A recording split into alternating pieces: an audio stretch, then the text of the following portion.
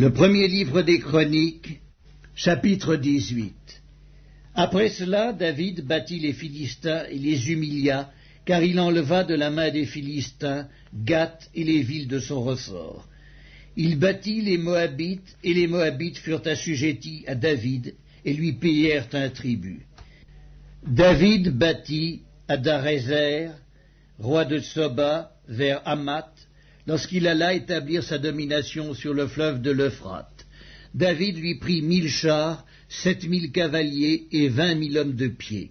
Il coupa les jarrets à tous les chevaux de trait et ne conserva que 100 attelages.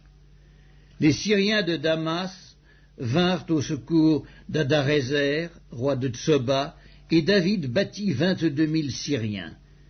David mit des garnisons dans la Syrie de Damas. Et les Syriens furent assujettis à David et lui payèrent un tribut.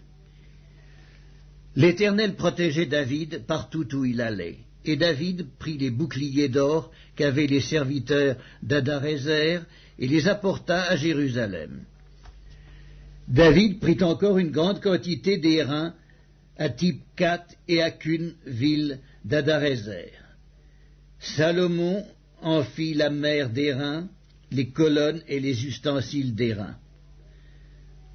Tohu, roi de Hamath, apprit que David avait battu toute l'armée d'Hadarézer, roi de Tsoba, et il envoya Adoram, son fils, vers le roi David, pour le saluer et pour le féliciter d'avoir attaqué Hadarézer et de l'avoir battu, car Tohu était en guerre avec Hadarézer.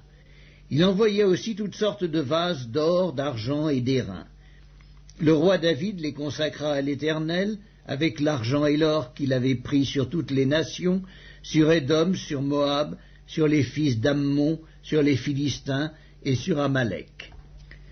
Abiscaï, fils de Tseruja, bâtit dans la vallée du sel 18 000 Édomites. Il mit des garnisons dans Édom, et tout Édom fut assujetti à David. L'Éternel protégeait David partout où il allait. David régna sur tout Israël, et il faisait droit et justice à tout son peuple. Joab, fils de Tseruja, commandait l'armée. Josaphat, fils d'Achilud, était archiviste. Tsadok, fils d'Achitub, Abimélec, fils d'Abiatar, était sacrificateur. Shavshka était secrétaire. Benaja, fils de Jéhojada, était chef des Kérétiens et des Pélétiens. Et les fils de David étaient les premiers auprès du roi. Le premier livre des Chroniques, chapitre 19. Après cela, Nakasc, roi des fils d'Ammon, mourut, et son fils régna à sa place. David dit, « Je montrerai de la bienveillance à Hanun, fils de Nakasc, car son père en a montré à mon égard. » Et David envoya des messagers pour le consoler au sujet de son père. Lorsque les serviteurs de David arrivèrent dans le pays des fils d'Ammon, auprès de Hanun, pour le consoler, les chefs des fils d'Ammon dirent à Hanun, « Penses-tu que ce soit pour honorer ton père que David t'envoie des consolateurs? N'est-ce pas pour reconnaître la ville et pour la détruire et pour explorer le pays que ces serviteurs sont venus auprès de toi ?» Alors Hanun saisit les serviteurs de David, les fit raser et fit couper leurs habits par le milieu jusqu'au haut des cuisses. Puis il les congédia. David, que l'on vint informer de ce qui était arrivé à ces hommes, envoya des gens à leur rencontre, car ils étaient dans une grande confusion. Et le roi leur fit dire, « Restez à Jéricho jusqu'à ce que votre barbe ait repoussé, et revenez ensuite. » Les fils d'Ammon virent qu'ils s'étaient rendus odieux à David, et Hanun et les fils d'Ammon envoyèrent 1000 talents d'argent pour prendre à leur solde des chars et des cavaliers chez les Syriens de Mésopotamie et chez les Syriens de Maaka et de Tsoba. Ils prirent à leur solde 32 000 chars, et le roi de Maaka avec son peuple, lesquels vinrent camper devant Médéba. Les fils d'Ammon se rassemblèrent de leur ville et marchèrent au combat. À cette nouvelle, David envoya contre eux Joab et toute l'armée, les hommes vaillants. les fils d'Ammon sortirent et se rangèrent en bataille à l'entrée de la ville. Les rois qui étaient venus prirent position séparément dans la campagne. Joab vit qu'il avait à combattre par devant et par derrière. Il choisit alors sur toute l'élite d'Israël un corps qu'il opposa aux Syriens, et il plaça sous le commandement de son frère Abiscaï le reste du peuple pour faire face aux fils d'Ammon. Il dit: « Si les Syriens sont plus forts que moi, tu viendras à mon secours, et si les fils d'Ammon sont plus forts que toi, j'irai à ton secours. Sois ferme et montrons du courage pour notre peuple et pour les villes de notre Dieu, et que l'Éternel fasse ce qui lui semblera bon. » Joab, avec son peuple, s'avança pour attaquer les Syriens, et ils s'enfuirent devant lui. Et quand les fils d'Ammon virent que les Syriens avaient pris la fuite, ils s'enfuirent aussi devant Abiscaï, frère de Joab, et rentrèrent dans la ville, et Joab revint à Jérusalem. Les Syriens, voyant qu'ils avaient été battus par Israël, envoyèrent chercher les Syriens qui étaient de l'autre côté du fleuve. Et Scophak, chef de l'armée d'Adarézer, était à leur tête. On l'annonça à David, qui assembla tout Israël, passa le Jourdain, marcha contre eux, et se prépara à les attaquer. David se rangea en bataille contre les Syriens, mais les Syriens, après s'être battus avec lui, s'enfuirent devant Israël. David leur tua les troupes de 7000 chars et 40 000 hommes de pied, et il fit mourir Scophak, chef de l'armée. Les serviteurs d'Adarézer, se voyant battus par Israël, firent la paix avec David, et ils lui furent assujettis. Et les Syriens ne voulurent plus secourir les fils d'Ammon. Le premier livre des Chroniques, chapitre 20. L'année suivante, au temps où les rois se mettaient en campagne, Joab, à la tête d'une forte armée, alla ravager le pays des fils d'Ammon et assiéger Rabba. Mais David resta à Jérusalem. Joab bâtit Rabba et la détruisit. David enleva la couronne de dessus la tête de son roi et la trouva du poids d'1 talent d'or. Elle était garnie de pierres précieuses. On la mit sur la tête de David, qui emporta de la ville un très grand butin. Il fit sortir les habitants, et il les mit en pièces avec des scies, des herses de fer et des haches. Il traita de même toutes les villes des fils d'Ammon. David retourna à Jérusalem avec tout le peuple. Après cela, il y eut une bataille à Gézer avec les Philistins. Alors Sibécaï, le Huskatite, tua Sipaï, l'un des enfants de Rapha, et les Philistins furent humiliés. Il y eut encore une bataille avec les Philistins, et Elkanan, fils de Jaïr, tua le frère de Goliath, Lakmi de Gath, qui avait une lance dont le bois était comme une ensouple de tisserand. Il y eut encore une bataille à Gath. Il s'y trouva un homme de haute taille qui avait 6 doigts à chaque main et à chaque pied, 24 en tout, et qui était aussi issu de Rapha. Il jeta un défi à Israël, et Jonathan, fils de Chiméa, frère de David, le tua. Ces hommes étaient des enfants de Rapha à Gath. Ils périrent par la main de David et par la main de ses serviteurs.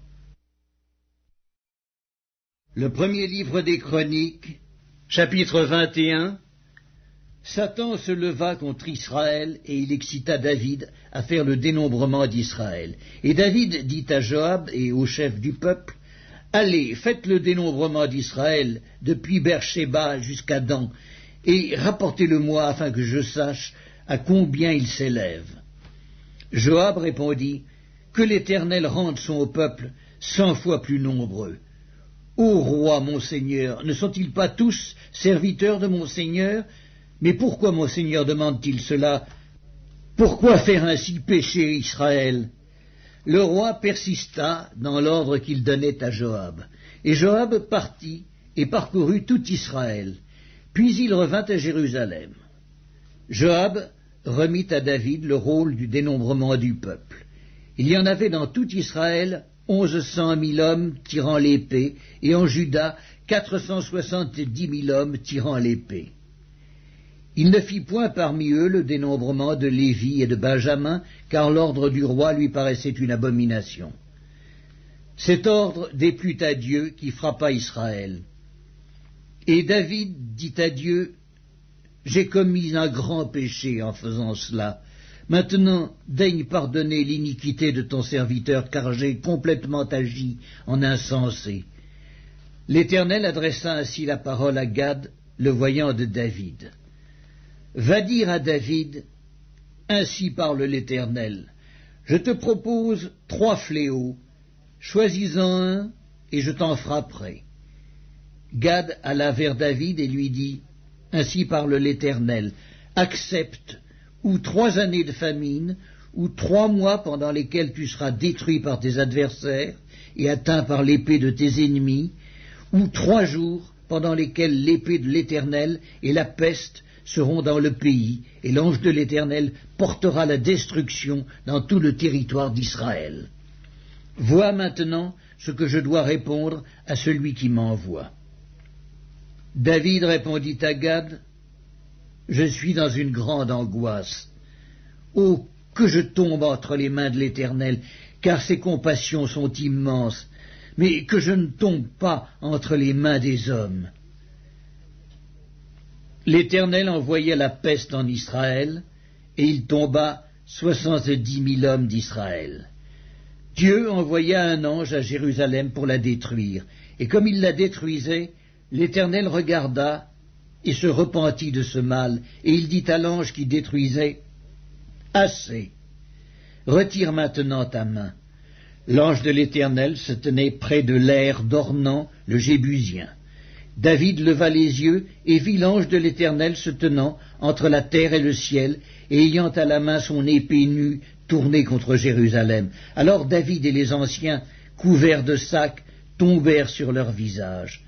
Et David dit à Dieu, « N'est-ce pas moi qui ai ordonné le dénombrement du peuple? C'est moi qui ai péché et qui ai fait le mal. Mais ces brebis, qu'ont-elles fait? Éternel, mon Dieu, que ta main soit donc sur moi et sur la maison de mon père, et qu'elle ne fasse point une plaie parmi ton peuple. » L'ange de l'Éternel dit à Gad de parler à David, afin qu'il montât pour élever un autel à l'Éternel dans l'aire d'Ornan, le Jébusien. David monta selon la parole que Gad avait prononcée au nom de l'Éternel. Ornan se retourna et vit l'ange, et ses 4 fils se cachèrent avec lui. Il foulait alors du froment. Lorsque David arriva auprès d'Ornan, Ornan regarda et il aperçut David.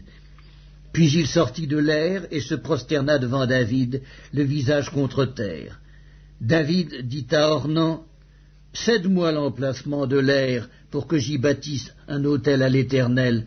Cède-le-moi contre sa valeur en argent, afin que la plaie se retire de dessus le peuple. » Ornan répondit à David, « Prends-le, et que mon seigneur le roi fasse ce qui lui semblera bon.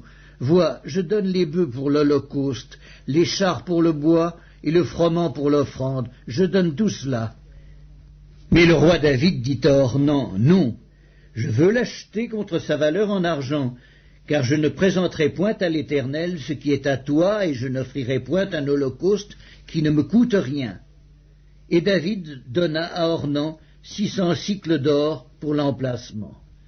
David bâtit là un autel à l'Éternel, et il offrit des holocaustes et des sacrifices d'action de grâce. Il invoqua l'Éternel, et l'Éternel lui répondit par le feu qui descendit du ciel sur l'autel de l'holocauste. Alors l'Éternel parla à l'ange, qui remit son épée dans le fourreau. À cette époque-là, David, voyant que l'Éternel l'avait exaucé dans l'aire d'Ornan, le Jébusien, y offrait des sacrifices. Mais le tabernacle de l'Éternel, construit par Moïse au désert, et l'autel des holocaustes, étaient alors sur le haut lieu de Gabaon. David ne pouvait pas aller devant cet autel pour chercher Dieu, parce que l'épée de l'ange de l'Éternel lui avait causé de l'épouvante. Le premier livre des Chroniques, chapitre 22. Et David dit, « Ici sera la maison de l'Éternel Dieu, et ici sera l'autel des holocaustes pour Israël. David fit rassembler les étrangers qui étaient dans le pays d'Israël, et il chargea des tailleurs de pierre de préparer des pierres de taille pour la construction de la maison de Dieu. Il prépara aussi du fer en abondance pour les clous des battants des portes et pour les crampons, de l'airain en quantité telle qu'il n'était pas possible de le peser, et des bois de cèdre sans nombre, car les Sidoniens et les Tyriens avaient amené à David des bois de cèdre en abondance. David disait « Mon fils Salomon est jeune et d'un âge faible, et la maison qui sera bâtie à l'Éternel s'élèvera à un haut degré de renommée et de gloire dans tous les pays.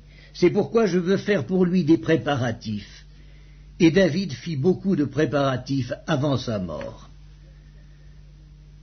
David appela Salomon, son fils, et lui ordonna de bâtir une maison à l'Éternel, le Dieu d'Israël. David dit à Salomon, « Mon fils, j'avais l'intention de bâtir une maison au nom de l'Éternel mon Dieu, mais la parole de l'Éternel m'a été ainsi adressée. Tu as versé beaucoup de sang, et tu as fait de grandes guerres. Tu ne bâtiras pas une maison à mon nom, car tu as versé devant moi beaucoup de sang sur la terre. Voici, il te naîtra un fils, qui sera un homme de repos, et à qui je donnerai du repos en le délivrant de tous ses ennemis d'alentour. Car Salomon sera son nom, et je ferai venir sur Israël la paix et la tranquillité pendant sa vie. Ce sera lui qui bâtira une maison à mon nom. Il sera pour moi un fils, et je serai pour lui un père. Et j'affermirai pour toujours le trône de son royaume en Israël. Maintenant, mon fils, que l'Éternel soit avec toi, afin que tu prospères et que tu bâtisses la maison de l'Éternel ton Dieu, comme il l'a déclaré à ton égard. Veuille seulement l'Éternel t'accorder de la sagesse et de l'intelligence, et te faire régner sur Israël dans l'observation de la loi de l'Éternel ton Dieu. Alors tu prospéreras si tu as soin de mettre en pratique les lois et les ordonnances que l'Éternel a prescrites à Moïse pour Israël. Fortifie-toi et prends courage, ne crains point et ne t'effraie point. Voici, par mes efforts, j'ai préparé pour la maison de l'Éternel 100 000 talents d'or, 1 million de talents d'argent et une quantité d'airain et de fer qu'il n'est pas possible de peser, car il y en a en abondance. J'ai aussi préparé du bois et des pierres, et tu en ajouteras encore. Tu as auprès de toi un grand nombre d'ouvriers, des tailleurs de pierre et des charpentiers, et des hommes habiles dans toute espèce d'ouvrage. L'or, l'argent, l'airain et le fer sont sans nombre. Lève-toi et agis, et que l'Éternel soit avec toi. David ordonna à tous les chefs d'Israël de venir en aide à Salomon, son fils. L'Éternel, votre Dieu, n'est-il pas avec vous et ne vous a-t-il pas donné du repos de tous côtés? Car il a livré entre mes mains les habitants du pays, et le pays est assujetti devant l'Éternel et devant son peuple. Appliquez maintenant votre cœur et votre âme à chercher l'Éternel, votre Dieu. Levez-vous et bâtissez le sanctuaire de l'Éternel Dieu, afin d'amener l'arche de l'alliance de l'Éternel et les ustensiles consacrés à Dieu dans la maison qui sera bâtie au nom de l'Éternel.